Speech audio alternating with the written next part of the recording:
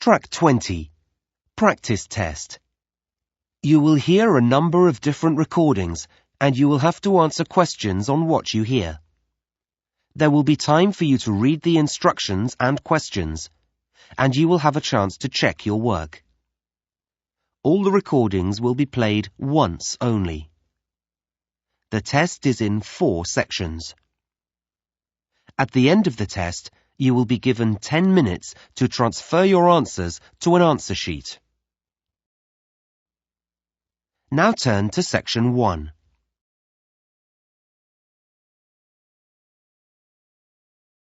Section 1. You will hear a woman talking on the phone to a furniture company. First, you have some time to look at questions 1 to 5.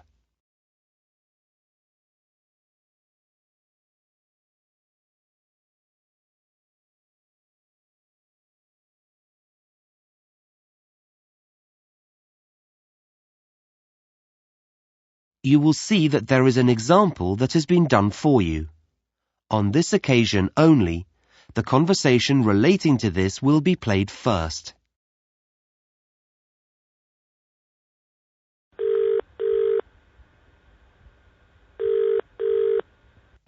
Good afternoon, KT Furniture. Can I help you?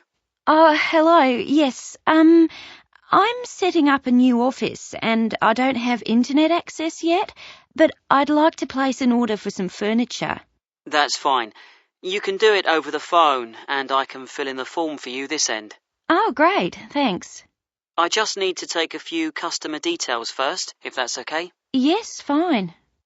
What name is it? My name? Yes. Oh, it's Sue Brown. Sue Brown. Thanks.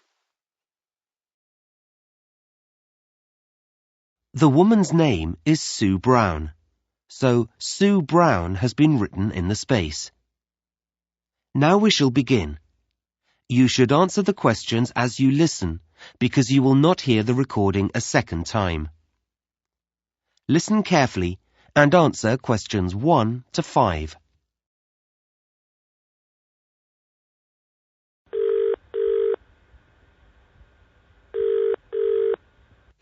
Good afternoon, KT Furniture. Can I help you? Oh, hello. Yes, I'm setting up a new office and I don't have internet access yet, but I'd like to place an order for some furniture. That's fine. You can do it over the phone and I can fill in the form for you this end. Oh, great. Thanks. I just need to take a few customer details first, if that's okay. Yes, fine. What name is it? My name? Yes. Oh, it's Sue Brown. Sue Brown. Thanks. And what's the name of your company, Miss Brown? It's a clothing company. It's called Dress Your Best. Okay, I'll just note that down. Dress for best. No, Your Best. Oh, right. Got it. So you make smart clothes? Yes, formal dress for weddings and special occasions. We also repair and alter clothes. I see. And where are you located? What's your postal address? Right, well, we're on Kirby Trading Estate. Kirby. How do you spell that? It's Kirby.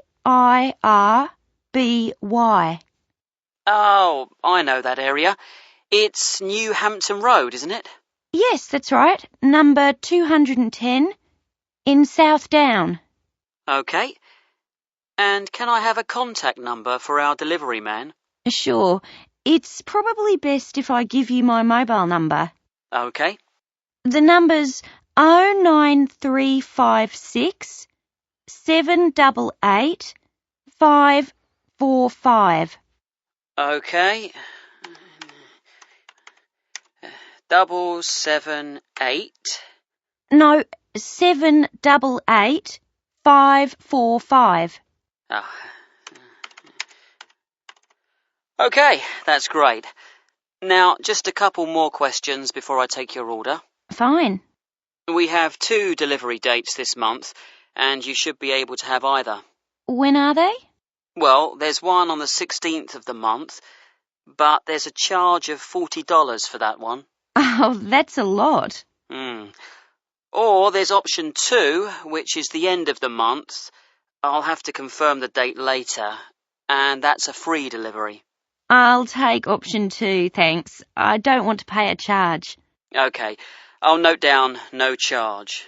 We haven't organised the office yet, so there should be plenty of time. And lastly, you don't have an account with us, so how would you like to pay? Oh, I'll pay by credit card. Okay, will that be Visa? Is American Express okay? Absolutely fine. Before you hear the rest of the conversation, you have some time to look at questions 6 to 10.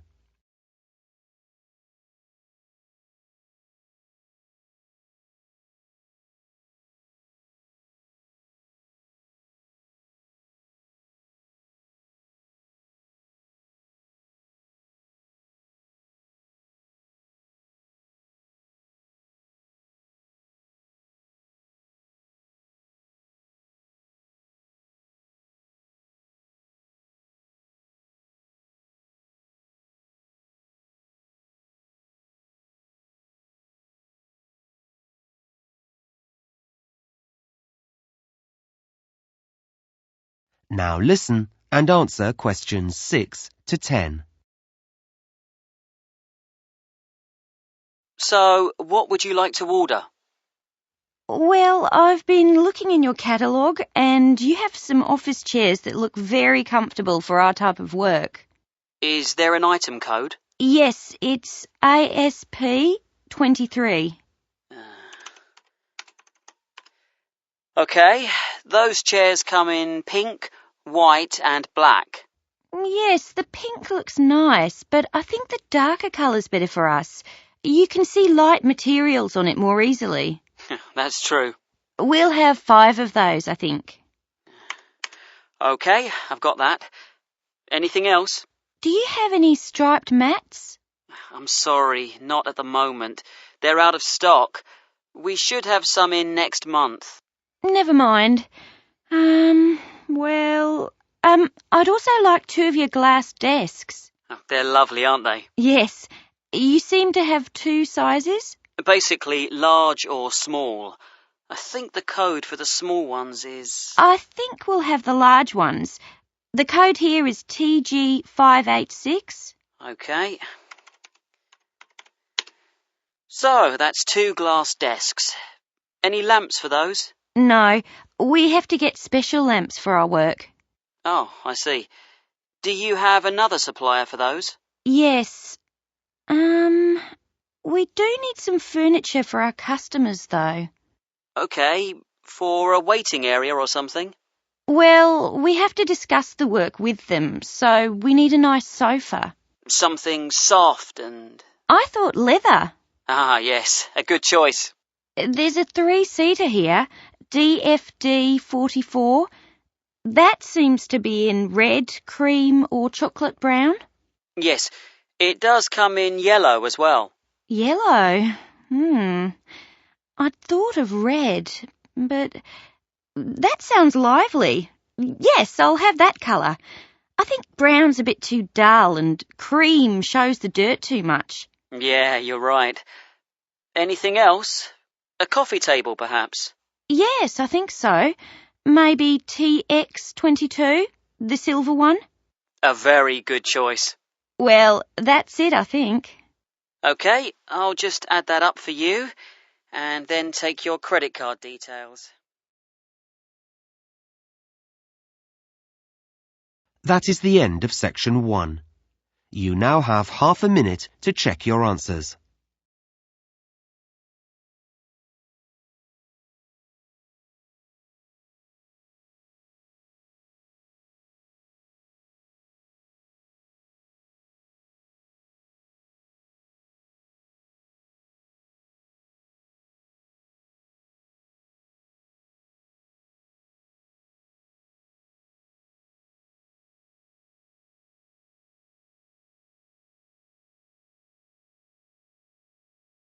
Now turn to section 2. Track 21. Section 2. You will hear someone talking on the radio about a running event. First, you have some time to look at questions 11 to 17.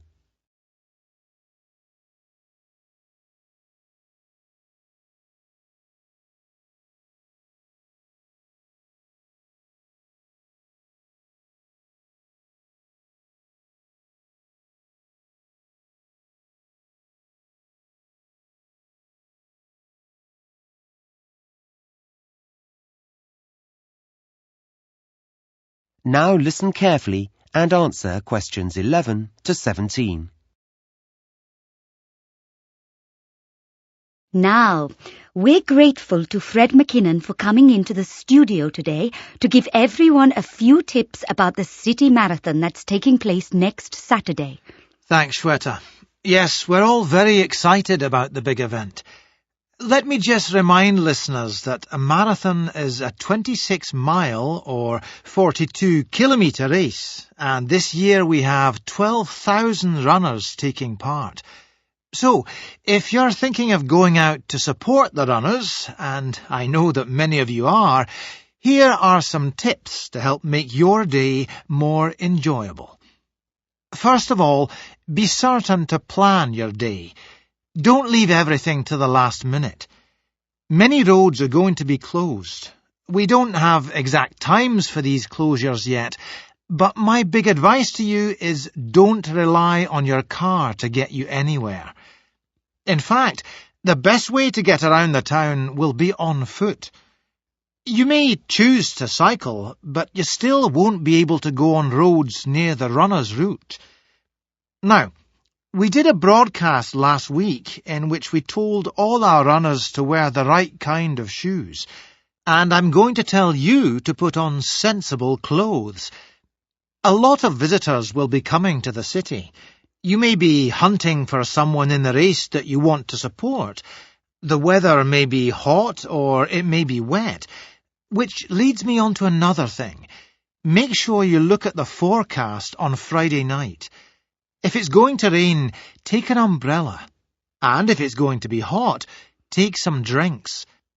However, please don't try to pass these to the runners. We already have hundreds of volunteers who'll be standing on the roadside, so let them give out the drinks. When you get into the town, find yourself a spot to stand in. You may well want to walk up and down the route, but please don't cross the road. There could be thousands of people running towards you, some very tired and not able to focus clearly. We don't want any accidents, and runners don't want obstacles like you in their path. What they do need is your support, particularly when their energies are low, so cheer them on, and for once, don't worry about noise. The louder, the better. Lastly, if you have friends or relatives who are taking part in the run, please don't say that you'll see them at the finish line. If everyone does that, the whole area will be terribly congested, and you won't be able to find anyone. Well, that's most of the advice, but I'd like... Before you hear the rest of the talk, you have some time to look at questions 18 to 20.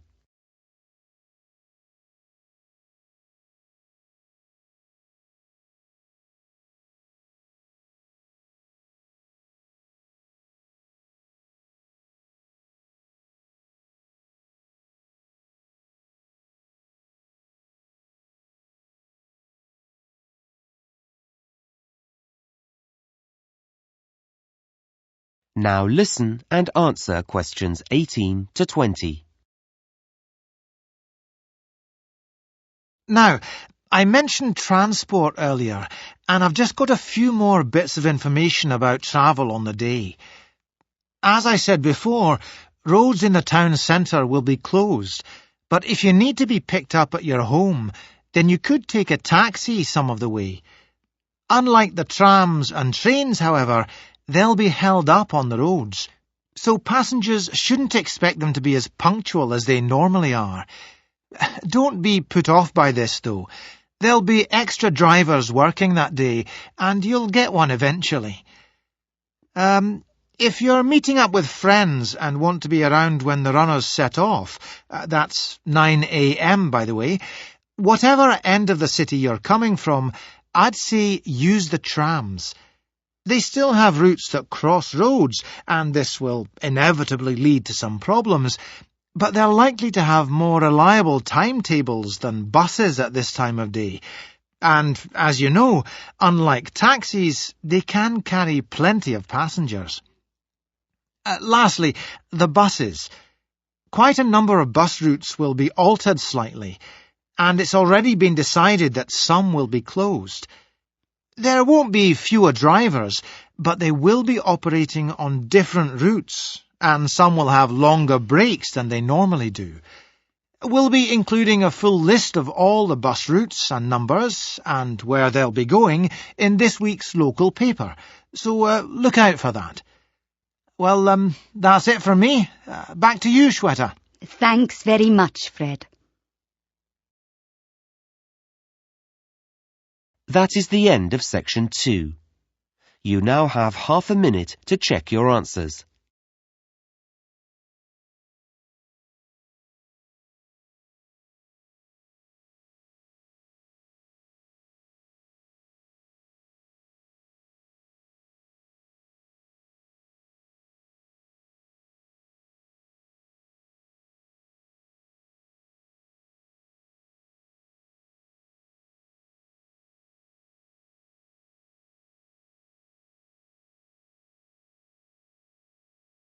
Now turn to section 3.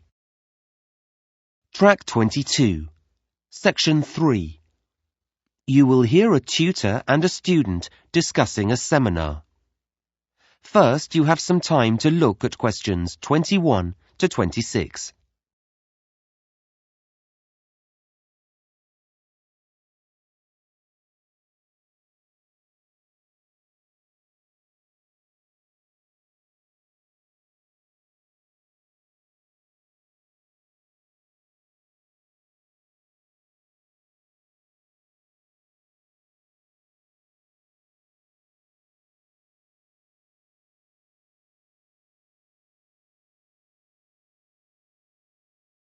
Now listen carefully and answer questions 21 to 26.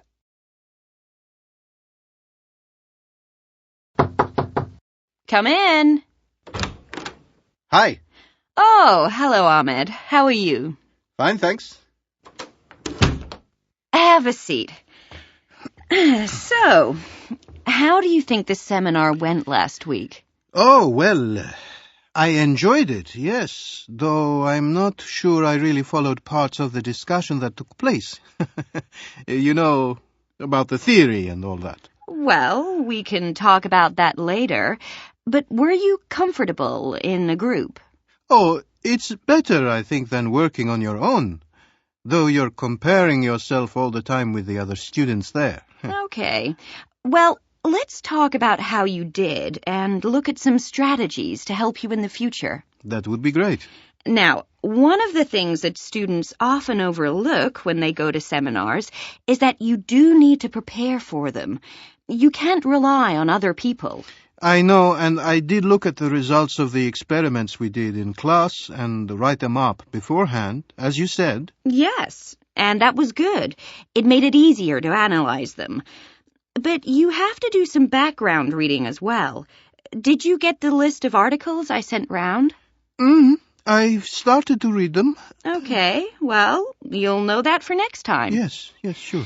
So, let's move on to your participation in the seminar. Right. Perhaps you can tell me how you think that went. Yeah, well, I'm not used to talking to more than a couple of people. It's very different from the way we learn in my home country. Yes, I appreciate that. So I think I know I should have included everyone, but I think I kept turning to the person next to me. Is that because you were avoiding eye contact? I don't think so. I'm not shy. It's just habit, I think. Well, that will improve as we do more seminars. Uh-huh. Another difficulty is knowing when to speak. Like when it's your turn. Yes. Yeah. I felt I did wait for a pause. Yes, you handled that quite well. The thing I'm really concerned about is keeping up with the discussion. Does your mind wander off? Sometimes. I jot down a lot of information, but I still find myself thinking about something else when lots of other students are talking. If there's an assignment to do at the end of a group, that usually helps. I'm sure it does. Okay. Now, the last thing I want to look at is the role that you play in the seminar. What do you mean? Well, when students work in groups, they don't all behave the same way. Some students are quiet, some look for support, some ask a lot of questions. Oh, that's a new idea to me. I don't know what I'm like. That's probably because you're thinking about your own performance all the time. I guess so. I mean, should I be different in some way? What I would say is that when we do the next seminar, you should look more at the people around you. You know, look outside yourself. Like ask myself how they feel? Yes, or what they're looking for from the group. Okay. It doesn't take much, but it's important to watch what other students are doing. Okay, I'll do that. Fine. Now, I'm going to suggest... Before you hear the rest of the conversation, you have some time to look at questions 27 to 30.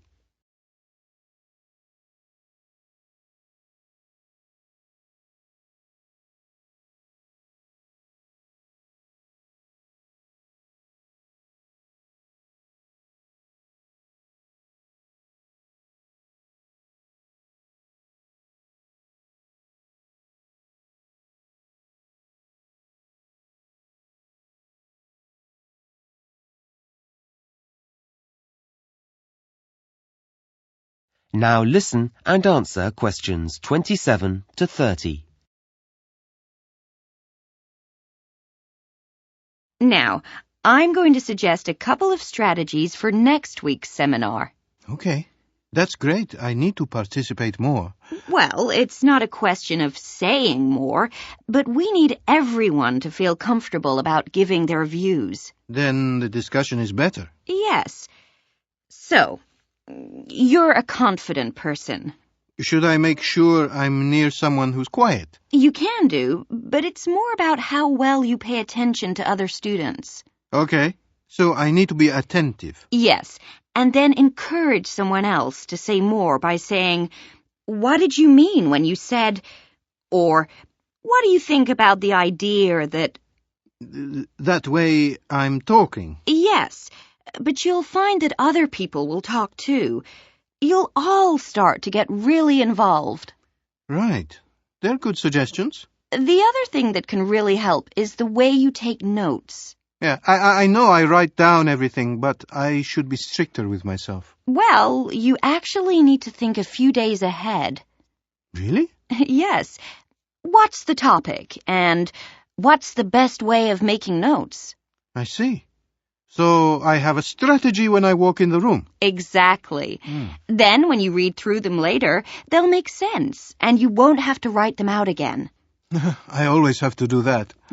The other thing I would say is that you should include a small column in your notes where you can jot down things you want to go back to before the seminar ends. Like a reminder. Yes. Notes aren't just for later. You can use them as a prompt when there's a pause in the discussion. That's been really helpful. Okay. See you in class tomorrow. Thanks. That is the end of section 3. You now have half a minute to check your answers.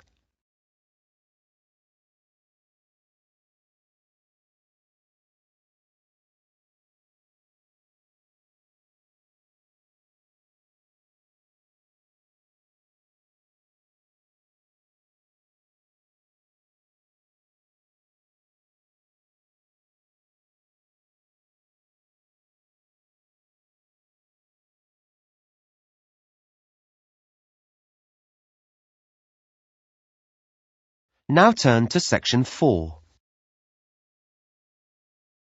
Track 23. Section 4. You will hear a lecture on desert plants. First, you have some time to look at questions 31 to 40.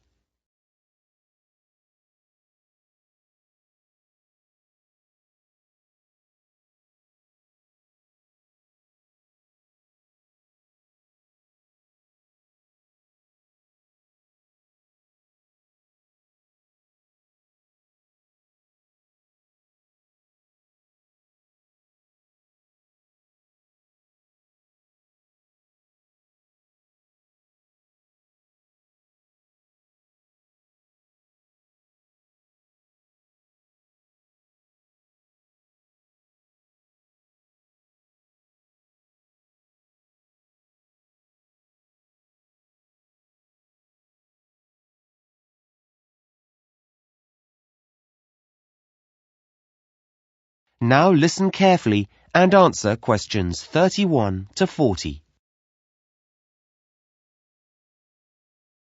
In today's lecture, I'm going to continue our work on plants and talk about plants that live in the desert.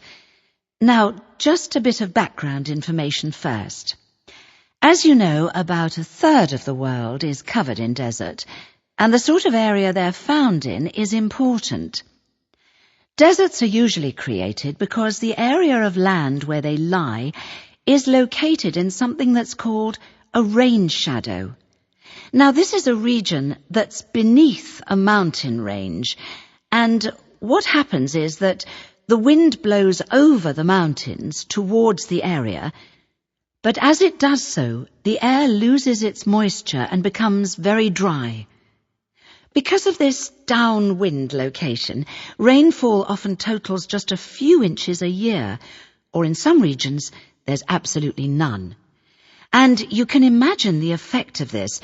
It means that whatever rain does fall evaporates quickly from the ground, and that makes the soil salty, and also leaves behind a whole range of other minerals as well. Now, despite this, deserts are home to many living things. In fact, they're second only to tropical rainforests in the variety of plant and animal species that live there.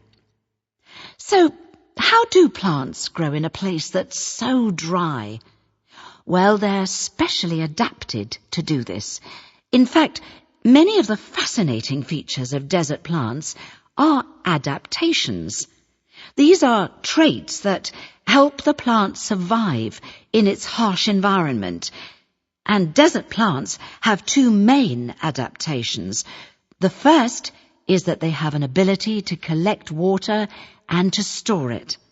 Some have large root systems and amazing internal water storage systems. The second adaptation is that they have features that can actually reduce water loss, and these are often very special leaf designs or additions to the plant structure. So, let's have a look at some examples. Desert plants often look very different from any other plants. Okay, this first one is the saguaro cactus, which grows in North America. It looks a bit like an open hand with long fingers. This plant has a large network of roots that extend far, far away from its trunk, and these roots collect water after rain. Then the water's taken here to the green stem. This is where all its water is kept, and it keeps the whole plant alive until the next rain comes. It's a pretty, woody plant. In fact, its skeleton is actually used in building materials, so it's quite strong. This next plant is called the barrel cactus, named because it does look rather like a barrel. It can grow up to 1 meter in height, which is pretty big, and it has long yellow spines. Now, this plant has an interesting adaptation because its shape allows it to expand when it rains, hence the barrel, and store water in its spongy tissue. But then it shrinks in size during dry times as it uses the stored water, So that's a clever design. This third cactus, often just one plant reaching upwards, has these white hairs all over its surface.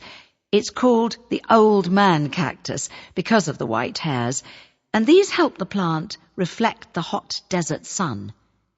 So this adaptation is a water conservation aid, if you like. Another adaptation, not directly connected with water, but with survival, is found on something like the prickly pear cactus. There are hundreds of these in the Mexican desert. I'm sure you've seen them on films and adverts. Yes, so because desert plants store water in their spongy tissue, animals will eat them. So the plant has sharp thorns, specially designed to prevent the predator from being able to, well, get near it at all. Our next plant is called the desert spoon. This plant has long leaves that fan out, and they're very succulent because they can also store water inside. However, they're also usually very tough, and this helps keep the water inside and also makes them less tasty. Finally, we come to the aloe plant. This is one that many people keep in their homes. It's an attractive plant which has leaves that look and feel rather waxy.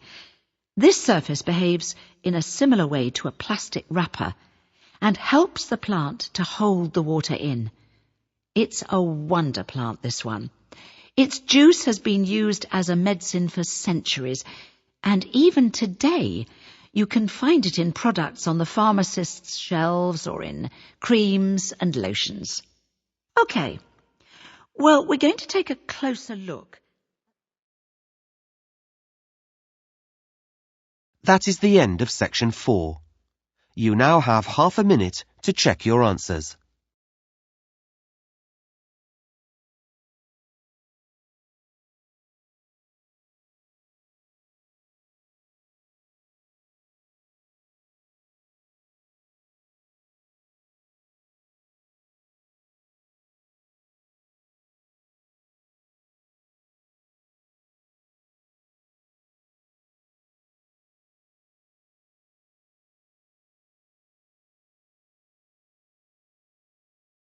That is the end of the listening test.